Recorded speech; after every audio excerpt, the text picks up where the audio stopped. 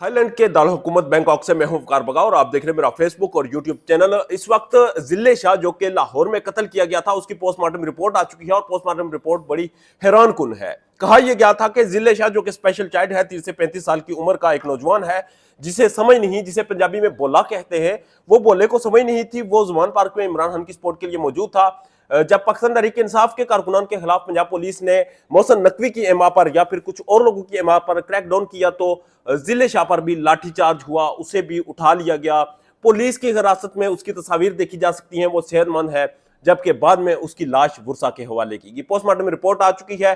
Postmortem report में क्या चीजें सामने आई हैं और उसके बुरसा का क्या मौकफ है, उसके वालिदैन इस वक्त कहां पे स्टैंड करते हैं और पाकिस्तान तहरीक इंसाफ उनके साथ किस हद तक स्टैंड करती है, इस पर बात करेंगे। जिले शाह की जो पोस्टमार्टम रिपोर्ट आई है उसमें नौजवान की बॉडी पर 25 जगहों पर तशद्दुद के निशानात हैं।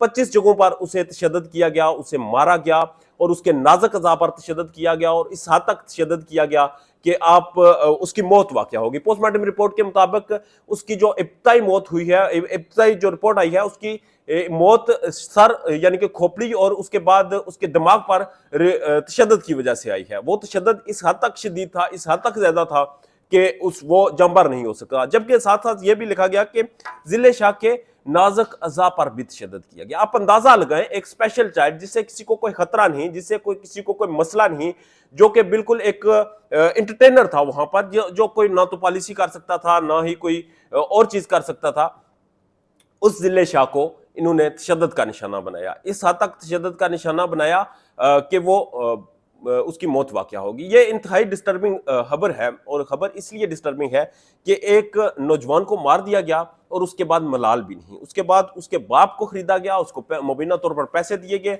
और उसे कहा गया कि कार्रवाई ना करो। कार्रवाई तो बनती थी, कार्रवाई उन तमाम अनासर पे बनती थी जिन्होंने तशद्दुद किया, जिनकी इमा पर तशद्दुद हुआ, जिन्होंने अहकाम जारी किए, जिन्होंने ये सारा माहौल क्रिएट किया।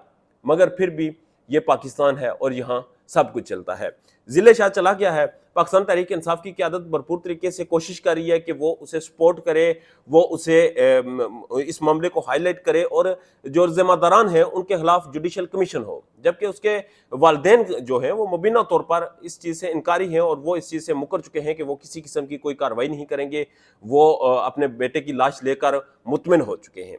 अब सवाल ये पैदा होता है कि ये जो हालात पैदा हो चुके हैं, ये जो सूरत हाल पैदा हो चुकी है, क्या इस पर आगे कोई जाकर मामलात बनेंगे?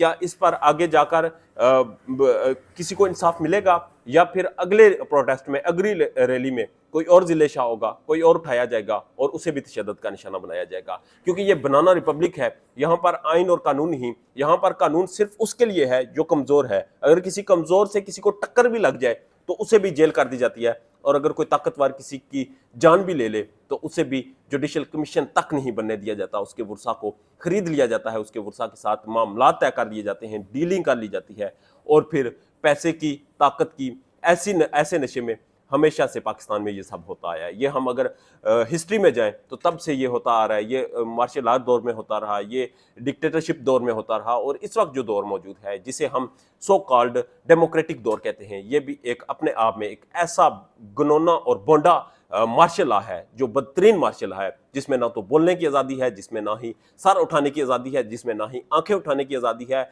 और जो बोलेगा, सर उठाएगा, आंखें उठाएगा या कोई बात करेगा तो उसका इंजाम जिले शाह जैसा होगा। और जिले शाह जैसों का इंजाम जब होता है तो उसके बाद जो पीछे बचते हैं उन्हें भी चुप करवा दिया जाता है, उन्हें भी खामोश करवा दिया जाता है और उन्हें भी बोलने नहीं दिया जाता। अपना ढेर ज़्यादा ख्याल रखें और पाकिस्तान के बेहतर हालात के लिए दुआगोर हैं। जज़ाकल्लाह।